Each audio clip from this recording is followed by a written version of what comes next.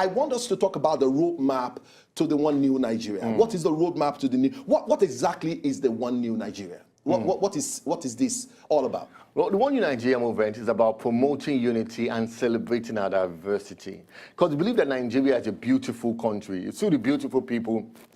I believe that the future of Nigeria is actually beautiful and bright too.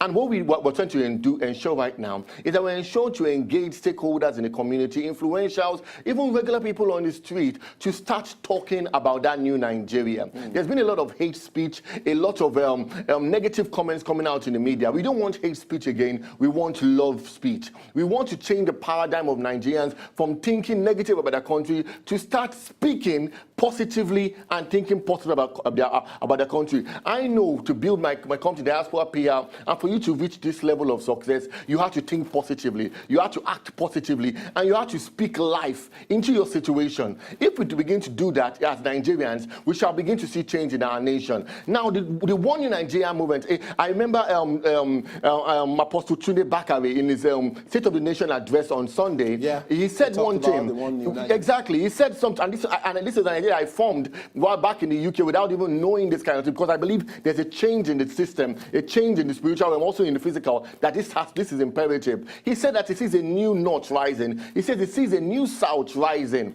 You understand? United. And I believe that is what is going to happen in Nigeria, whereby we're going to have new ways of coexisting. Nigeria is one as it is right now. People are agitating for various sections and different factions, but we're going to stay one. Now, we can't stay one unless we renegotiate our unity. We come together and say that these are the terms of unity. Are we going to go back to the 1963 Constitution? Are we going to adopt the 2007 Ponaco Constitution? Or are we going to we go back to 1963? 1963, exactly. Are we going to adopt the 2014 Confab report? There are a lot of options right now for us to choose from to build this new Nigeria. We cannot keep on saying that the unity of Nigeria is not negotiable. Yes, our sovereignty is not negotiable, but for us to stay united, as things are with iPod, Arewa, the Oduas, everybody clamoring for succession, for independence, to be on their own, we must say, you know what, we need a one Nigeria. But it cannot be the way it is. It must be a new Nigeria. That's why we came up with the One New Nigeria campaign to try and promote unity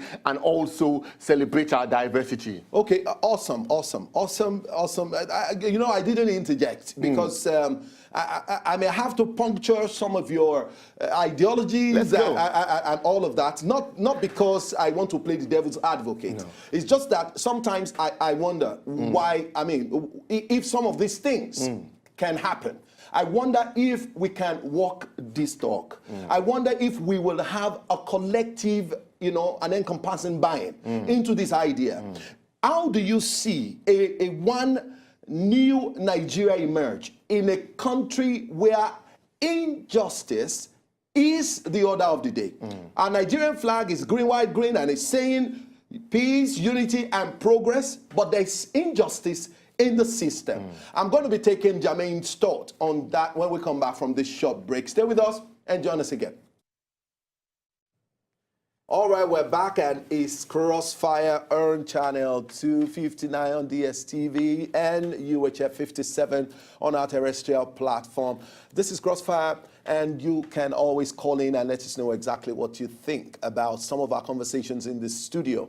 Like I promised you that we have a barrister who is coming to lend his thought on the one new Nigeria, and that everybody is clamoring for. Is it possible for us to have a one new Nigeria? Jermaine Sanwoolu was trying to really establish the basis for a one new Nigeria, and since he's passionate about it, so he's the conveyor, he's the leader, and we will try, if, like I told him and I promised him, maybe I'm being pessimistic, I wouldn't know, but I don't see a one new Nigeria emerging, in anytime soon. But we have another guest in the studio, Barrister Evans Ufeli is in the studio with us, and we will try as much as possible to see if we can balance this conversation today. Barrister Ufeli, good to have you on Crossfire this morning. Thank you. Good morning. You're welcome. And Jermaine is still very, very, very much around. And one new Nigeria. 4 days ago, Nigeria celebrated 57th independence anniversary,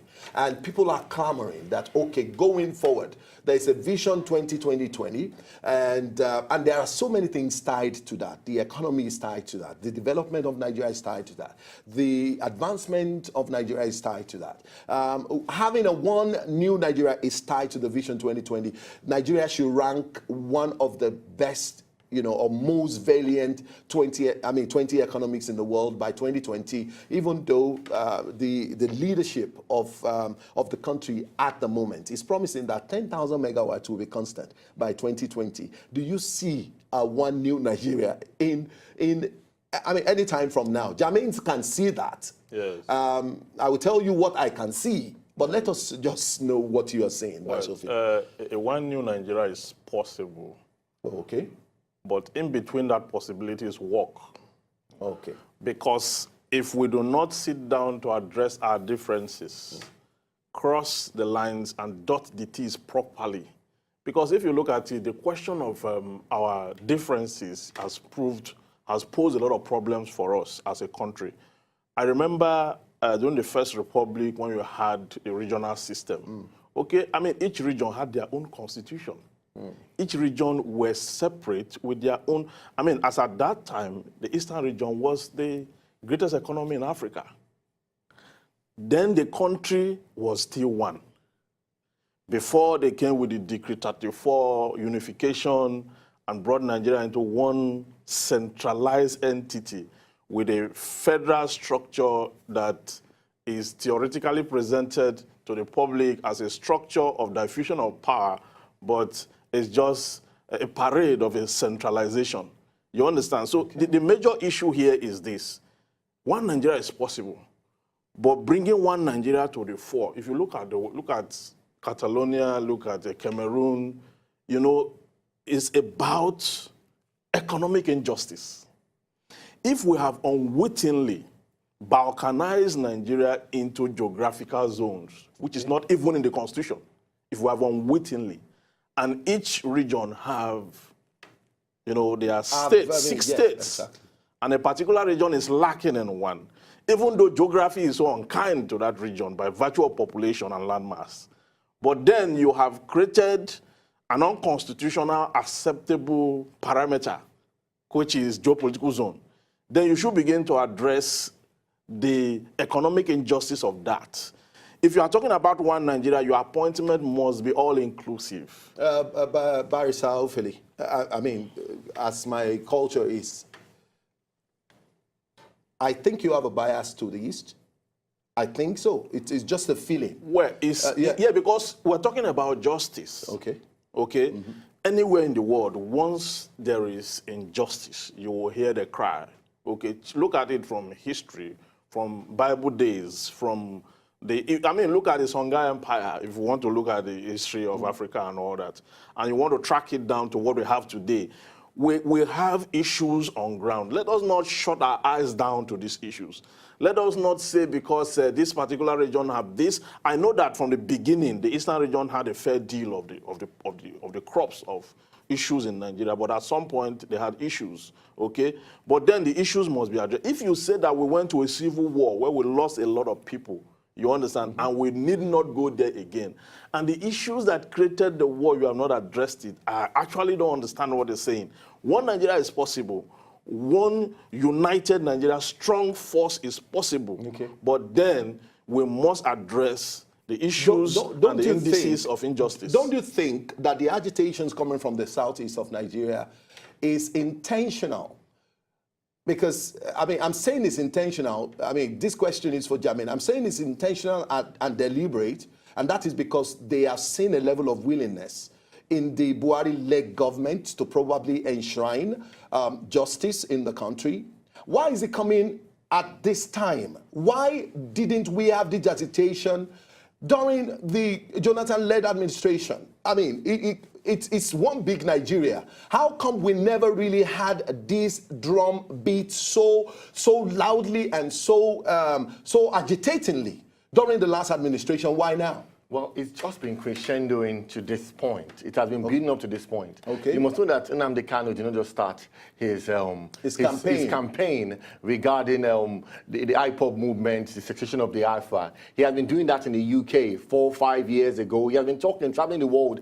But you see what, and this even the Biafra situation is not just now, it goes back to close to 50 years ago, you know, when the first Biafra and our civil war actually happened. So you can see that everything is just crescendoing, and the responsibility has fallen on the plate of Mr. President right now to address that issue of when it comes to restructuring our own entity. I agree with what he's saying about the one Nigeria is possible, but it will involve work from everybody. Teamwork makes the dream work. Make the dream of I have a problem with this work. Coming. How can Nigeria solve its ethnicity problem? Now, how do we solve the problem of our religious differences and bring about a one new Nigeria? In the One Nigeria movement, we believe in promoting unity and celebrating our diversity, not complaining about our diversity.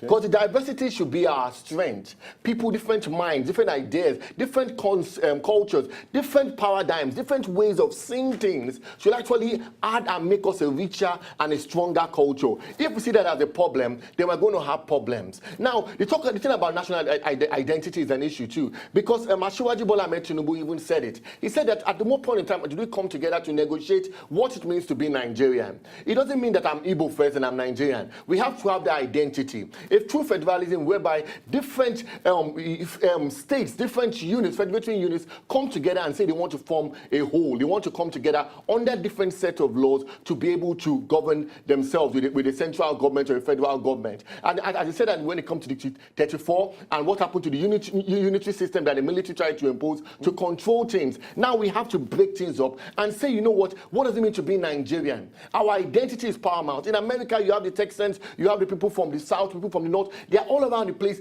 but they are first Americans. Can we first be Nigerians before we are Igbo, before we are Hausa, before we are Efik, before we are from the Middle Belt? Can we first be Nigerians? Can we believe in the unity of our nation? Can we believe that what unites us is stronger and better than what divides us? Let's start thinking that way. Let's start seeing a new picture of the future we want to see in Nigeria. I was in a forum. I was in a forum, and we were talking about where to start from. That was the question I asked you. Where do we start from to begin to build one new Nigeria? And the question, the Constitution. I doubt it. I completely. I don't support your position. You can defend that, but I don't support your position. I have a clue to this. I have a clue to this. I too don't believe it's the Constitution. Okay. I believe it's education. Okay. And re-education. Okay. The problem we've had over the years is that those who have been around before now have sold to the younger generation that divisible entity that Nigeria is. Okay. Or that Nigeria seems to be. Now, we must talk to the old, who saw the war, who were born a little bit after the war. Let them teach the young that irrespective of our differences and the mistakes of the past, you understand, we are one and we are one, okay? Now let's begin to have fusion. Let's make the NYSC program stronger. Let's create more program for integration. You understand? Because we have already intermarried. Marriage has already created a strong bond. Okay, now we need even place of residence. Is even now we need socio-economic programs. Okay, even the Eastern region we're talking about, they are better off in a one Nigeria. Because if you look at it, the Easterners are the most successful Nigerians. If you do statistics. By your no, not by your no, by count. If you by your bias. No, not bias. By your position. I'm not even from there. By your position. What I mean, what I mean is this. What I mean is this. When you are talking about wealth and you count people, what I'm building at is not. I'm not saying they are better. I'm saying they are better off in a one Nigerian concept because they actually have a very small portion of the landmarks. Okay. The said portion is not very fertile in land, so they are all over the place doing business, commerce and industry. You can't take it away from them. Okay? Exactly. You understand? I'm not trying to please them or to talk well. What I'm saying is that we must begin to understand that each of these region we have, they are better off in a complete Nigeria, in a bigger Nigeria, because that is where the market is. Okay. Let's just take this thought from Michael, and then we continue from the studio. Hello, good morning, Michael. Hello, good morning. Good morning. Good to have you on the show. I'm Michael, calling from Sudan. All right, Michael, talk to us. I thought that what is really bigger for television. Can you come out more audibly? I say the question they asked on the radio. I thought that it's from radio I'm hearing, but it's not the same thing. Okay. It came to what? Okay. Radio. All right. Now, you know, when they say something, I'm talking about, both of you saying that it's not the Constitution. Well, there may be other things, but I believe we should start from there. You know, what governs our existence as a nation is the Constitution. Yeah. What brought us from a military rule to a civilian rule is the Constitution. You know, what made the 1963 the nation at 1963 great was the constitution we had in place. It is the document But Jermaine, that I'm coming. What has separated us, what has not even allowed leadership to do the right thing, let me explain. is because some of the things that needs to be done are not even included in the Constitution. I'm coming. So, exactly, that's what you have said now. Yeah. Now, if the foundation be faulty, what can the righteous do? Orientation, re-education, all these things are, when it comes to about righteousness, being right. Now, the foundation of our existence is the Constitution. We have to renegotiate it and say that, how would Nigeria work best? Okay. The PONACO said, let's have 18 federating units that come together and form one nation. The CONFAB said that we should have 6 geopolitical zones that have different component units coming together as one. The 1963 had what we call the 6 regions, and all of them were independent, and as the barrister, the learned fellow said, you understand, they all had their different constitutions and how they actually operated. You can see the Bible of our nation is the Constitution. Mm-hmm.